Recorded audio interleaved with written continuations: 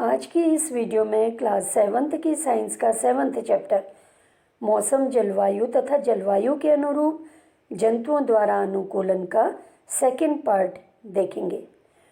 पहले पार्ट में हमने देखा ध्रुवीय क्षेत्र। इसमें हम जानेंगे उष्णकटिबंधीय वर्षावन के बारे में। उष्णकटिबंधीय क्षेत्रों की जलवायु सामान्यतः गर्म होती है क्योंकि ये क्षेत्र भूमध्य रेखा के आसपास स्थित होते हैं। सबसे सर्द महीनों में भी यहाँ का तापमान 15 डिग्री सेल्सियस से अधिक रहता है और गर्मियों में तापमान 40 डिग्री सेल्सियस से भी अधिक हो जाता है। वर्ष भर दिन और रात की लंबाई लगभग बराबर होती है। इन क्षेत्रों में प्रचुर मात्रा में वर्षा होती है। इस क्षेत्र की एक मुख्य विशेषता है यहाँ पर उष्णकटिबंधीय वर्षावन है। उष्णकटिबंधीय वर्षावन भारत में पश्चिमी घाटों असम में पाए जाते हैं। इसके अतिरिक्त ऐसे वन दक्षिण पूर्व एशिया, मध्य अमेरिका, मध्य अफ्रीका में पाए जाते हैं। तो हम देखते हैं कि उष्णकटिबंधीय वर्षावन जो का क्षेत्र है, यहाँ का टेम्परेचर सर्दियों में सामान्यतः कितना रहता है 15 डिग्री सेल्सियस और गर्मियों में 40 डिग्री सेल्सियस से अधिक। अब यहाँ पे पाए जाने वाले जीव कौन कौन से हैं देखिए। क्योंकि इस जगह पे बहुत अधिक गर्मी पड़ती है, वर्षा पड़ती है, तो इससे क्या होता है सघन वन यहाँ पर होते हैं जिसमें बहुत तरह के पादप और जंतु होते हैं। वर्षा वनों में पाए जाने वाले जो मुख्य जंतु हैं इसमें बंदर, कपी, गोरिल्ला, चीता, हाथी, तेंदुआ, छिपकली, सर्प, पक्षी और कीट है। क्योंकि यहाँ पे सघन वन है तो इससे इनको भोजन की और आवास की कोई भी समस्या नहीं होती है। क्योंकि अधिक गर्मी और अधिक वर्षा के कारण यहाँ पे पादपों की बहुत अधिक विविधता होती है। वर्षा वनों में जलवायुवी परिस्थितियाँ ऐसी होती हैं कि अनेक किस्म के जंतुओं की बहुत अधिक जनसंख्या यहाँ पर पाई जाती है। इस तरह की जलवायुवी परिस्थितियाँ उनके जीवन यापन के लिए उपयुक्त होती हैं क्योंकि उन्हें पर्याप्त मात्रा में भोजन मिल जाता है, रहने के लिए आवास मिल जाता है। कुछ प्रवासी पक्षी अपने आवास की चरम जलवायुवी परिस्थिति से बचने के लिए 15,000 किलोमीटर तक की यात्रा करते हैं। सामान्यतः यह अधिक ऊंचाई पर होते हैं जहां वायु प्रवाह उड़ान में सहायक होता है। इस ऊंचाई की शीत स्थितियां उनकी उड़ान पेशियों द्वारा उत्पन्न ऊष्मा का विसरण आसानी से कर देती हैं। लेकिन एक चीज़ आश्चर्य की है कि प्रवासी पक्षी वर्ष दर वर्ष एक ही स्थान पर कैसे आते हैं, यह अभी भी एक रहस्य है। क्योंकि जब किसी स्थान की जलवायु बहुत अधिक गर्म या ठंडी हो जाती है तो वहाँ से जंतु और पक्षी दूसरी जगह को चले जाते हैं। इन पक्षियों में दिशा का सहज बोध होता है। ये जानते हैं कि उन्हें किस दिशा में उड़ना है। मार्गदर्शन के लिए हो सकता है कि ये लैंडमार्क का उपयोग करते हैं या अनेक पक्षी दिन में सूर्य और रात्रि में तारों से मार्गदर्शन प्राप्त करते हों। इसके भी कुछ प्रमाण है कि पक्षी दिशा का पता लगाने के लिए पृथ्वी के चुंबकीय क्षेत्र का उपयोग करते हैं। केवल पक्षी ही ऐसे जंतु नहीं हैं जो प्रवास करते हैं। अनेक स्तनधारी जीव, अनेक तरह की मछलियाँ और कीट भी अधिक अनुकूल जलवायु की तलाश के लिए मौसमी रूप से प्रवास करते हैं। यानी जब जलवायु उनके प्रतिकूल हो जाती है तो ये जंतु, पक्षी, मछलियाँ या कीट क्या करते हैं, ऐसी जगह चले जाते हैं जहाँ की जलवायु उनके अनुकूल होती है। उष्णकटिबंधीय वर्षावन में जंतुओं की जनसंख्या अधिक होने के कारण उनमें भोजन और आश्रय के लिए बहुत अधिक प्रतिस्पर्धा होती है या कंपटीशन होता है। अनेक जंतु वृक्षों पर रहने के अनुकूलित होते हैं। कुछ जंतु ऐसे भोजन को प्राप्त करने के लिए अनुकूलित होते हैं जहां अन्य जंतु आसानी से नहीं पहुंच सकते। आपने बहुत से जंतु या पक्षी ऐसे देखे होंगे जिनका निवास पेड़ में होता है, वो अपना पूरा जीवन वृक्ष में ही बिता देते हैं। अब देखिए लाल नेत्र वाला मेढक। लाल नेत्र वाले मेढक के पैर के तलवे चिपचिपे होते हैं। इससे क्या होता है, उनको पेड़ों में चढ़ने में आसानी होती है, क्योंकि ये वृक्ष पर रहते हैं, इनके पैर चिपचिपे हैं और ये वृक्ष चाहे कितना ही ऊंचा है उसमें आसानी से चढ़ जाते हैं। साथ ही इसका शरीर हरा होता है।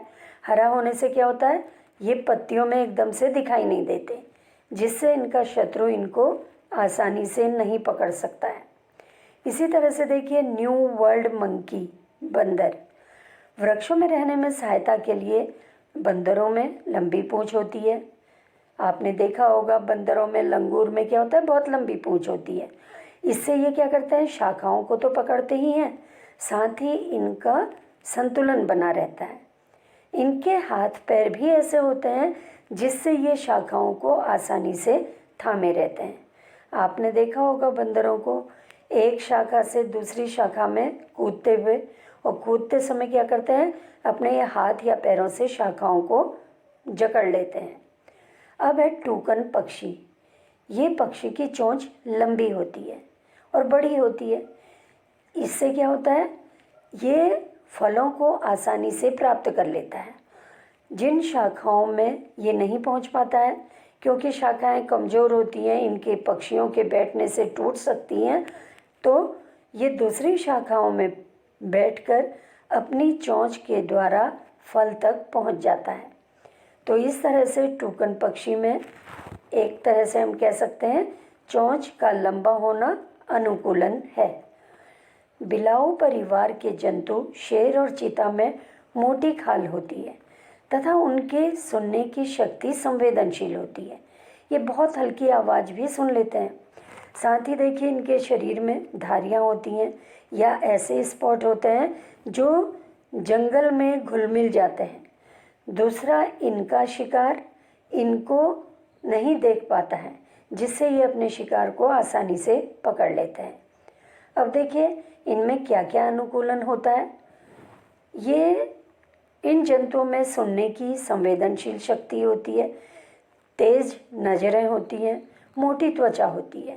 इनकी त्वचा का रंग ऐसा होता है जिससे वो आसपास के क्षेत्र में आसानी से छिपने में उनको मदद करता है और परभक्षियों से रक्षा करता है। इनके पंजे तीखे, दांत नुकीले होते हैं।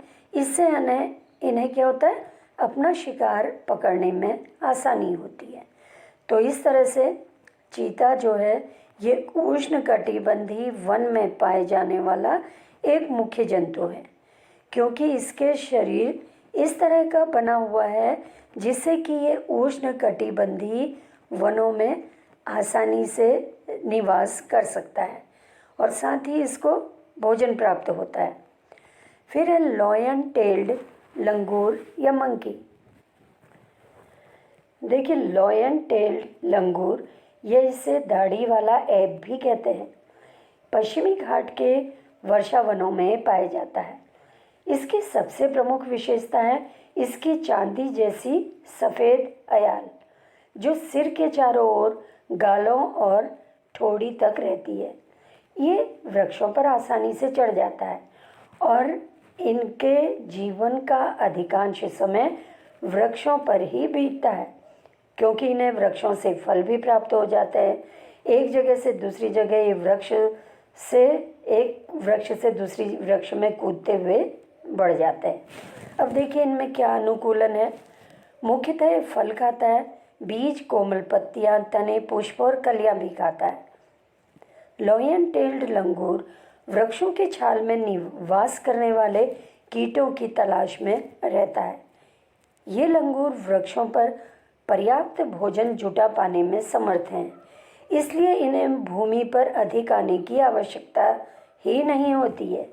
तो इनके जीवन का अधिकांश भाग वृक्ष में ही बीत जाता है, क्योंकि इनका शरीर इस तरह से अनुकूलित होता है कि वो वृक्ष पर आसानी से चढ़ या उतर सकते हैं और अपना भोजन प्राप्त कर सकते हैं। अब देखिए भारतीय हाथी। आप लोगों ने हाथी देखा होगा। हाथी अनेक प्रकार से वर्षावन की परिस्थिति में रहने के अनुकूल है। सूंड का उपयोग वह नाक के रूप में करता है। इनकी लंबी सूंड होती है और इनकी सूंघने की शक्ति बहुत अच्छी होती है। हाथी द्वारा सूंड का उपयोग भोजन को उठाने के लिए भी किया जाता है। आपने देखा होगा, देखिए इसकी सूंड भी बहुत लंबी होती है, कान इसके बहुत बड़े बड़े होते हैं।